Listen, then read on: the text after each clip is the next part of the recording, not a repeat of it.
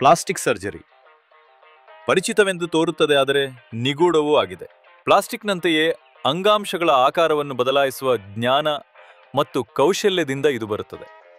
ಜಾಗೃತಿಯನ್ನು ಹೆಚ್ಚಿಸಲು ಜುಲೈ 15 ಪ್ರಪಂಚದಾದ್ಯಂತ ಪ್ಲಾಸ್ಟಿಕ್ ಸರ್ಜರಿ ದಿನವೆಂದು ಆಚರಿಸಲಾಗುತ್ತದೆ. ಕರ್ನಾಟಕದಲ್ಲಿ 300ಕ್ಕೂ ಹೆಚ್ಚು ಪ್ಲಾಸ್ಟಿಕ್ ಸರ್ಜನ್ಗಳಿದ್ದಾರೆ. ನಾವು ಪ್ರತಿ ವರ್ಷ ರಾಜ್ಯದ ಮೂಲೆ ಮೂಲೆಗಳಲ್ಲಿ ಸುಮಾರು 1,80,000 ಶಸ್ತ್ರಚಿಕಿತ್ಸೆಗಳನ್ನು ಮಾಡುತ್ತೇವೆ. ಏನಾಗುತ್ತಿದೆ ಎಂಬುದರ ಸಣ್ಣ ಪರಿಚಯವನ್ನು ನೋಡೋಣ. ಶಿವಮೊಗ್ಗದಲ್ಲಿ ಕ್ಯಾನ್ಸರ್ನಿಂದ ಹಾನಿಗೊಳಗಾದ ಆಹಾರ ಕೊಳವೆಯನ್ನು ಸಂಕೀರ್ಣವಾದ 7 ಗಂಟೆಗಳ ಶಸ್ತ್ರಚಿಕಿತ್ಸೆಯಲ್ಲಿ ಕರುಳಿನ ತುಂಡಿನಿಂದ ಬದಲಾಯಿಸಲಾಯಿತು. ಅದೇ ರೀತಿ ಮುಖ, ಸ್ತನ ಇತ್ಯಾದಿಗಳ ಕ್ಯಾನ್ಸರ್ ಶಸ್ತ್ರಚಿಕಿತ್ಸೆಯ ನಂತರ ಪುನರ್ ನಿರ್ಮಾಣವನ್ನು ಮಾಡಲಾಗುತ್ತದೆ. ಹುಬ್ಬಳ್ಳಿಯಲ್ಲಿ ಚಿಕ್ಕ ಮೂಗು ಹೊಂದಿರುವುದರಿಂದ ಖಿನ್ನತೆಗೆ ಒಳಗಾದ ಮಹಿಳೆಗೆ ರೈನೋಪ್ಲಾಸ್ಟಿ ಮಾಡಲಾಯಿತು.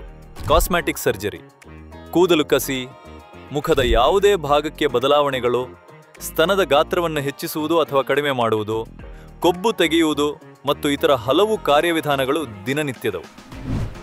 ಮಂಗಳೂರಿನಲ್ಲಿ ಮುಖದ ಅಸಹಜ ಆಕಾರದೊಂದಿಗೆ ಜನಿಸಿದ ಮಗುವಿಗೆ ಕ್ರೇನಿಯೋಫೇಶಿಯಲ್ ಸರ್ಜರಿ ಎಂದು ಶಸ್ತ್ರಚಿಕಿತ್ಸೆ ಮಾಡಲಾಯಿತು.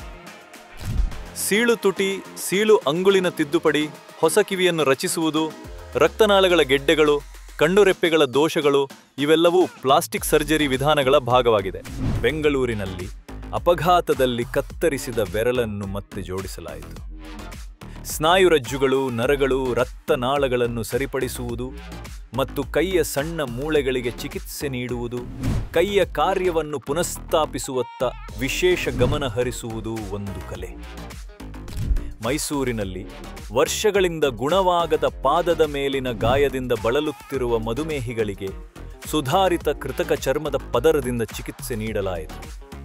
ಅಪಘಾತಗಳಿಂದ ಉಂಟಾದ ಗಾಯಗಳು, ಕಾಲಿನಲ್ಲಿ ಉಬ್ಬುವ ರಕ್ತನಾಳಗಳು, ಸುಟ್ಟ ಗಾಯಗಳು ಮತ್ತು ದುರ್ಬಲಗೊಂಡ ಪಾದಗಳು ಪ್ಲಾಸ್ಟಿಕ್ ಸರ್ಜರಿಯಿಂದ ಪ್ರಯೋಜನ ಪಡೆಯಬಹುದು. ಬೆಳಗಾವಿಯಲ್ಲಿ ವ್ಯಾಪಕವಾದ ಸುಟ್ಟ ಗಾಯಗಳಿಗೆ ಚರ್ಮದ ಬ್ಯಾಂಕಿನಿಂದ ಚರ್ಮವನ್ನು ಬಳಸಿ ಚಿಕಿತ್ಸೆ ನೀಡಲಾಗುತ್ತದೆ. ಇದು ಅನೇಕ ಜೀವಗಳನ್ನು ಉಳಿಸುತ್ತದೆ. ಸುಟ್ಟ ಗಾಯಗಳಿಗೆ ತಕ್ಷಣದ ಆರೈಕೆಯ ಅಗತ್ಯವಿರುತ್ತದೆ. ನಂತರ ಅವು ಕೈಕಾಲುಗಳು ಅಥವಾ ಕುತ್ತಿಗೆಯ ಚಲನೆಯನ್ನು ಮಿತಿಗೊಳಿಸುತ್ತವೆ. ಶಸ್ತ್ರಚಿಕಿತ್ಸೆ ಮತ್ತು ಇತರ ವಿಧಾನಗಳ ಸಂಯೋಜನೆಯು ಅವರನ್ನು ಮತ್ತೆ ಸಮಾಜಕ್ಕೆ ಸೇರಲು ಸಹಾಯ ಮಾಡುತ್ತದೆ. ಕಲಬುರಗಿಯಲ್ಲಿ ರಸ್ತೆ ಅಪಘಾತದಲ್ಲಿ ಗಾಯಗೊಂಡ ಯುವಕನೊಬ್ಬ ತನ್ನ ಕಾಲನ್ನು ಉಳಿಸಿಕೊಳ್ಳಲು ಫ್ಲಾಪ್ ಕವರ್ ಪಡೆದುಕೊಂಡಿದ್ದಾನೆ. ಇಲ್ಲದೆ ಮುರಿತವು ಎಂದಿಗೂ ಗುಣವಾಗುವುದಿಲ್ಲ ಮತ್ತು ಅವನು ನಡೆಯಲು ಸಾಧ್ಯವಿಲ್ಲ. ಅಪಘಾತಗಳ ನಂತರ ಅಂಗ ಪುನರ್ನಿರ್ಮಾಣವು ಚರ್ಮದ ಹೊದಿಕೆಯನ್ನು ಒದಗಿಸಲು ಸ್ನಾಯುಗಳು, ನರಗಳು ಮತ್ತು ರಕ್ತನಾಳಗಳನ್ನು ಪುನರ್ನಿರ್ಮಿಸಲು ಮಾಡಲಾಗುತ್ತದೆ.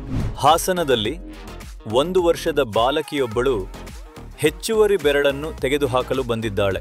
ಕೆಲವು ಜನ್ಮದೋಷಗಳು ದೇಹದ ವಿರೂಪ ಮತ್ತು ಅಂಗವೈಕಲ್ಯಕ್ಕೆ ಕಾರಣವಾಗುತ್ತವೆ ಮತ್ತು ತಿದ್ದುಪಡಿ ಅಗತ್ಯವಿರುತ್ತದೆ. ಜನ್ಮದೋಷಗಳಲ್ಲಿ ಕೈ ಕಾಲುಗಳಲ್ಲಿ ಹೆಚ್ಚುವರಿ ಬೆಳವಣಿಗೆ, ದೊಡ್ಡ ಮಚ್ಚೆಗಳು, ಊತಗಳು ಇತ್ಯಾದಿ ಸೇರಿವೆ. ರಾಯಚೂರಿನಲ್ಲಿ 78 ವರ್ಷದ ಮಹಿಳೆಯೊಬ್ಬರು ಕಿವಿಯೋಲೆಗಳನ್ನು ಸರಿಯಾಗಿ ಧರಿಸಲು ಸಹಾಯ ಮಾಡಲು ತನ್ನ ಕಿವಿಹಾಲೆಗೆ ಶಸ್ತ್ರಚಿಕಿತ್ಸೆ ಮಾಡಿಸಿಕೊಂಡರು. ವಯಸ್ಸು ಒಂದು ತಡೆಗೋಡೆಯಲ್ಲ ಮತ್ತು ವಯಸ್ಸಿಗೆ ಸಂಬಂಧಿಸಿದ ಸಮಸ್ಯೆಗಳು, ಕಾಲು ಮತ್ತು ಕೈ ವಿರೂಪಗಳು, ಸುಕ್ಕುಗಟ್ಟಿದ ಚರ್ಮ ಇವೆಲ್ಲಕ್ಕೂ ಚಿಕಿತ್ಸೆ ನೀಡಬಹುದು. ಕರ್ನಾಟಕದಾದ್ಯಂತ ಮತ್ತು ದೇಹದಾದ್ಯಂತ ಆಕಾರ ಮತ್ತು ಕಾರ್ಯವನ್ನು ಸುಧಾರಿಸಲು ನಾವು ನಮ್ಮ ಕೌಶಲ್ಯಗಳನ್ನು ಬಳಸುತ್ತೇವೆ. ಈ ವಿಡಿಯೋವನ್ನು ವೀಕ್ಷಿಸಿದ್ದಕ್ಕಾಗಿ ಧನ್ಯವಾದಗಳು. ಪ್ಲಾಸ್ಟಿಕ್ ಶಸ್ತ್ರಚಿಕಿತ್ಸಕರು ವಿವಿಧ ಸಂದರ್ಭಗಳಲ್ಲಿ ಉತ್ತಮ ಫಲಿತಾಂಶಗಳನ್ನು ನೀಡಲು ಉತ್ತಮ ತರಬೇತಿ ಪಡೆದಿದ್ದಾರೆ. ನಿಮಗೆ ಸಹಾಯ ಮಾಡಲು ಅರ್ಹ ಪ್ಲಾಸ್ಟಿಕ್ ಸರ್ಜನ್ ಅವರನ್ನು ನಂಬಿರಿ. ಹೆಚ್ಚಿನ ಮಾಹಿತಿಗಾಗಿ capras.in ಗೆ ಭೇಟಿ ನೀಡಿ.